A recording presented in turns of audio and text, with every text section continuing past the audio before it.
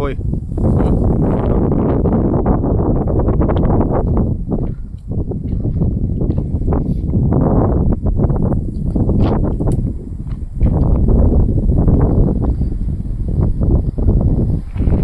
बघा मित्रांनो, हे आमचा दोस्त लांब जाऊन बसलाय. क्लासमेट.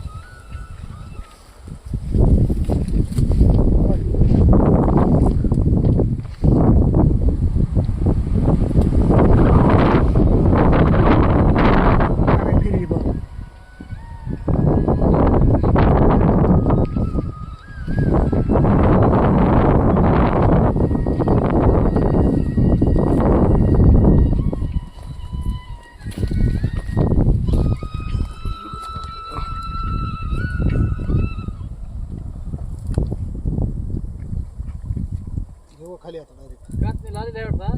काटणी आली नाही त्याच्यामुळे ते हल्लीच नाही. तिची पियासाठी ब्रेक केलेली आधी. हां काहीतरी खाल्ली आणि दिसतंय. काय खाल्लेलं चांगले आहे पण. बघा मुक्का काढतो. नमस्कार मित्रांनो, आज आपण दिवाणे शेलगाव या ठिकाणी आलेलो आहोत. विशाल दिवाणे यांच्या शेतामध्ये आलेलो आहोत. हा आम्ही या लिंबाच्या झाडावर रेस्क्यू केलेला आहे.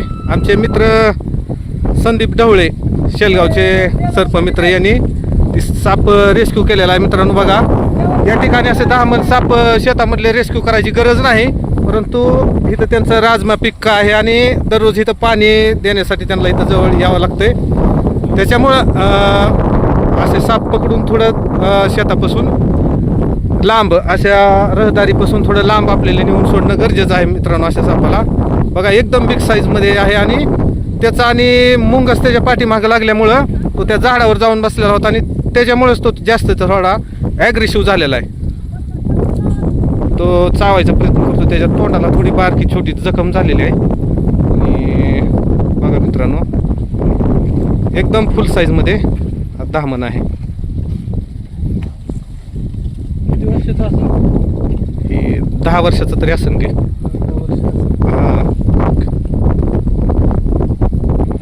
ए बाबा चल आपला लांब. त्यांचा वर्ग आहे त्यांचा त्यांचा. आश्रम म्हणजे काय झालं काय काम आहे?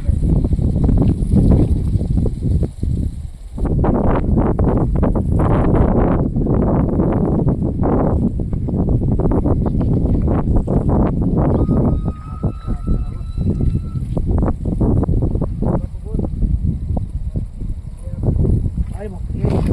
हा?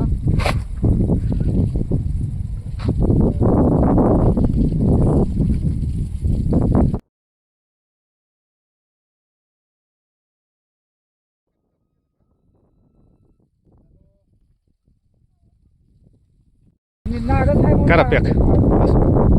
पांढरं दिसतंय का नाही? नागच दिसतंय. दामी नाही तर. दामी नाही पण पांढरं दिसतंय का नाही? हां दिसतंय जरा पांढरं.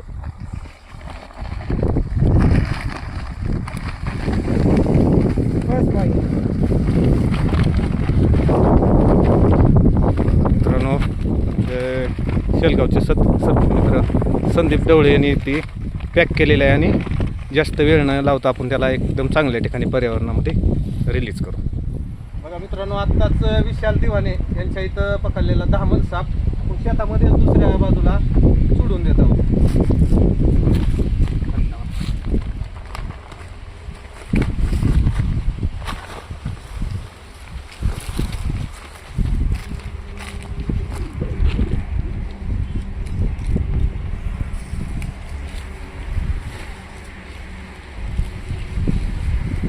मित्रांनो एकदम चांगल्या ठिकाणी पर्यावरणात आपण त्याला रिलीज केलेला आहे. चला तर निघूया, भेटूया अशाच नवीन व्हिडिओ सोबत.